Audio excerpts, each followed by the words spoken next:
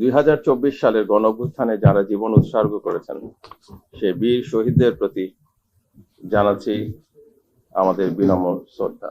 সেই উত্তাল সময়ে ঢাকার বিভিন্ন স্থানে নিহত অনেক নারী ও পুরুষের মৃতদেহ যখন রায়ের বাজার কবরস্থানে অজ্ঞাত পরিচয় হিসাবে দাফন করা হয়েছিল, তখন তাদের পরিচয় ও মর্যাদা প্রতিষ্ঠা করাকে রাষ্ট্র তার একটি নৈতিক ও মানবিক দায়িত্ব হিসাবে মনে করে। সে গুরু দায়িত্ব পালনের অংশ হিসাবেই অজ্ঞাতনামা শহীদদের পরিচয় শনাক্তকরণে একটি পরিকল্পিত ও বিজ্ঞান ভিত্তিক কার্যক্রম গ্রহণ করা হয়। এই কঠিন ও সংবেদনশীল কাজটি সম্পন্ন করতে সিআইডি, ফরেনসিক, ডিএনএ ও মেডিকেল টিমগুলো অত্যন্ত পেশাদারিত্ব ও নিষ্ঠার সঙ্গে কাজ করেছে।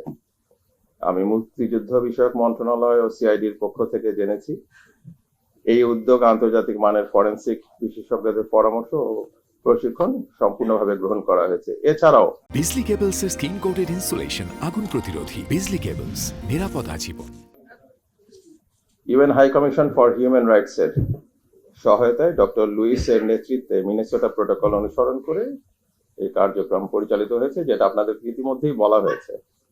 কবর থেকে মোট 114টি মৃতদেহ উত্তোলন, ময়নাতদন্ত এবং ডিএনএ নমুনা সংগ্রহের মতো কাজগুলো অত্যন্ত সততা ও দক্ষতা এবং স্বচ্ছতার সঙ্গে সম্পন্ন করা হয়েছে।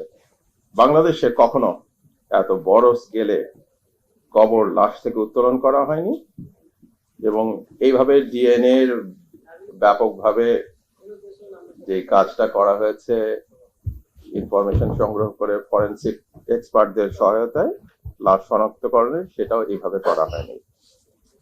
আজকে আপনারা জানেন যে 9টির মধ্যে 8টি লাশ, শহীদদের লাশ শনাক্ত হয়েছে এবং তাদের পরিবারকে বুঝিয়ে দেওয়া হচ্ছে। একটি এখনো বাকি আছে, যেটা জানতে পেরেছেন আপনারা, এবং সেটার কাজ চলমান থাকবে। জুলাই অভ্যুত্থানে নিহত সমস্ত শহীদদের আত্মত্যাগ আমাদের জাতীয় ইতিহাসের অবিচ্ছেদ্য অংশ।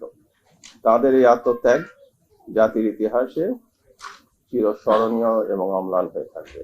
আজকের এই দিনে আমরা সেই সব শহীদদের আত্মার মাগফিরাত কামনা করছি এবং তাদের পরিবারের প্রতি গভীর সমবেদনা এবং সম্মান জানাচ্ছি। আমরা অঙ্গীকার করছি যে বাকি শহীদদের পরিচয় ও উদ্ঘাটনের প্রক্রিয়া চলমান থাকবে। মহান আল্লাহর কাছে প্রার্থনা করছি যেন শহীদদের আত্মা শান্তি পায় আর তাদের পরিবার পরিজন পাক আমাদের গভীর সম্মান। ধন্যবাদ।